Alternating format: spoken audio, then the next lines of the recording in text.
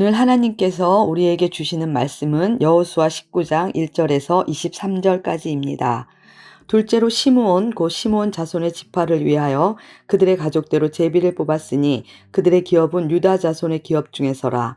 그들이 받은 기업은 부엘세바 곧 세바와 물라다와 하살수알과 발라와 에셈과 엘돌랏과 부돌과 호르마와 시글락과 벳 말가봇과 하살수사와 벳 르바옷과 사로헨이니 13성읍이요 또 그 마을들이며 또 아인과 림몬과 에델과 아산이니 4성읍이요 또 그 마을들이며 또 네겝의 라마 곧 부알랏 부엘까지 이 성읍들을 둘러있는 모든 마을이니 이는 시므온 자손의 지파가 그들의 가족대로 받은 기업이라. 시므온 자손의 이 기업은 유다 자손의 기업 중에서 취하였으니 이는 유다 자손의 분깃이 자기들에게 너무 많으므로 시므온 자손이 자기의 기업을 그들의 기업 중에서 받음이었더라. 셋째로 스불론 자손을 위하여 그들의 가족대로 제비를 뽑았으니 그들의 기업의 경계는 사리까지이며 서쪽으로 올라가서 말랄라에 이르러 다페셋을 만나 용르암 앞 시내를 만나고 사릿에서부터 동쪽으로 돌아 해 뜨는 쪽을 향하여 기슬롯 다볼의 경계에 이르고 다브라스로 나가서 야비아로 올라가고 또 거기서부터 동쪽으로 가드 헤벨을 지나 엣가신에 이르고 네아까지 연결된 림몬으로 나아가서 북쪽으로 돌아 한나돈에 이르고 입다엘 골짜기에 이르러 끝이 되며 또 갓닷과 나할랄과 시므론과 이달라와 베들레헴이니 모두 12성읍과 그 마을들이라. 스불론 자손이 그들의 가족대로 받은 기업은 이 성읍들과 그 마을들이었더라. 넷째로 이사갈 곧 이사갈 자손을 위하여 그들의 가족대로 제비를 뽑았으니 그들의 지역은 이스르엘과 그슬롯과 수넴과 하바라임과 시온과 아나하랏과 라빛과 기시온과 에베스와 레멕과 엔간님과 에나따와 벳 바세스이며 그 경계는 다벌과 사하수마와 벳 세메스에 이르고 그 끝은 요단이니 16성읍과 그 마을들이라. 이사갈 자손 지파가 그 가족대로 받은 기업은 이 성읍들과 그 마을들이었더라. 아멘. 오늘 본문은 시므온 지파와 스불론 지파 그리고 이사갈 지파가 기업을 분배받는 장면입니다. 창세기 49장에는 이스라엘 12지파를 향한 야곱의 예언이 기록되어 있는데요. 오늘은 특별히 시므온 지파를 중심으로 하나님의 말씀은 심판이라도 반드시 성취되며 그 심판조차 하나님의 섭리 가운데 있다는 사실을 함께 살펴보겠습니다. 먼저 우리는 시므온 지파를 통해 심판의 말씀도 반드시 성취됨을 볼 수 있습니다. 레위를 제외한 이스라엘 모든 지파는 제비를 뽑아서 기업을 받게 되는데요. 시므온 지파는 유다의 땅 가운데서 분깃을 받게 되었습니다. 본문 9절 말씀입니다. 유다 자손의 분깃이 자기들에게 너무 많으므로 시므온 자손이 자기들의 기업을 그들의 기업 중에서 받았더라. 제비 뽑기를 했는데 유다가 받은 기업에 속한 땅을 받게 된 것이 우연일까요? 그렇지 않습니다. 창세기 49장 7절에 야곱은 다음과 같이 예언하였습니다. 그들의 분노는 혹독하니 저주를 받을 것이요 분기가 맹렬하니 저주를 받을 것이라. 내가 그들을 야곱 중에서 나누며 이스라엘 중에서 흩으리로다.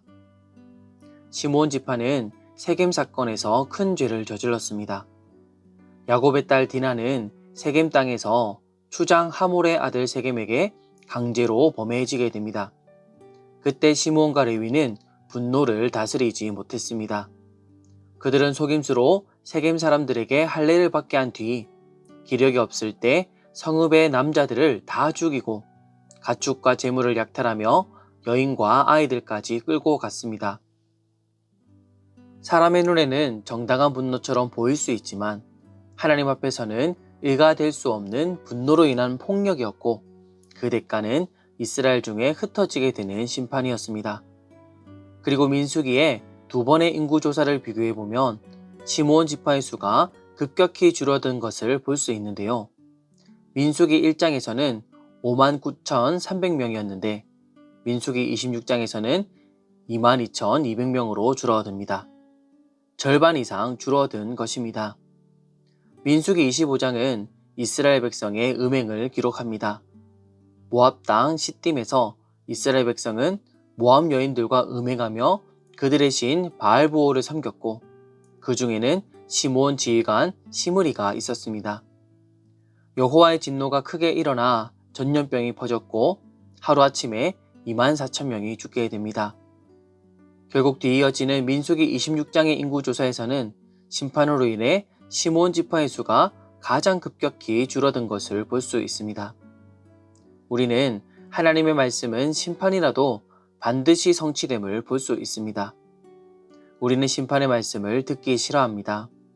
그리고 그 심판의 말씀이 나에게만큼은 성취되지 않기를 바라고 있습니다. 문제는 죄를 지은 시므온 지파가 야곱의 예언대로 심판받은 것처럼 우리를 향한 심판의 말씀도 언젠가 임할지 모른다는 것입니다. 그러나 시므온 지파가 받은 심판 속에서도 하나님의 긍휼하신 섭리가 있습니다. 사사기 1장에서 유다 지파는 시므온 지파에게 내가 제비 뽑아 얻은 땅에 나와 함께 올라가서 가나안 족속과 싸우자고 합니다. 시므온 지파는 함께 갔고 큰 승리를 거두게 됩니다. 비록 시므온 지파가 강성하여 독자적으로 승리를 거둔 것은 아니었지만 유다 지파와 긴밀하게 합력하여 선을 이룹니다. 역대상 4장에서는 시므온 지파가 기돌, 발, 라맛 등의 성읍과 부올과 그돌 골짜기까지 진출하며 야곱의 예언대로 여러 성읍에 흩어져 사는 모습이 기록되어 있습니다. 그러나 비록 흩어졌으나 역대상 12장에서는 유다 지파인 다윗에게 시므온 지파 7,100명이 합류하여 다윗 왕조를 세우는 일에 함께함을 볼 수 있습니다. 시므온 지파는 흩어져 살았기에 북이스라엘 인근에도 살게 되었는데요. 북이스라엘 아사 왕이 개혁할 때 시므온 사람들도 모여서 함께 개혁을 이루게 됩니다. 흩어져 살았던 시므온 지파는 주로 유다 지파와 함께하는 모습을 보였으며 비록 성경에 자주 등장하지는 않지만 요한계시록 7장에 나오는 이스라엘 12지파에는 시므온도 포함되어 있습니다. 이는 역사 속에서 시므온 지파는 약화되었고 흩어져 지냈지만 구속사적 종말의 공동체 안에서는 결코 제외되지 않았음을 분명하게 보여줍니다.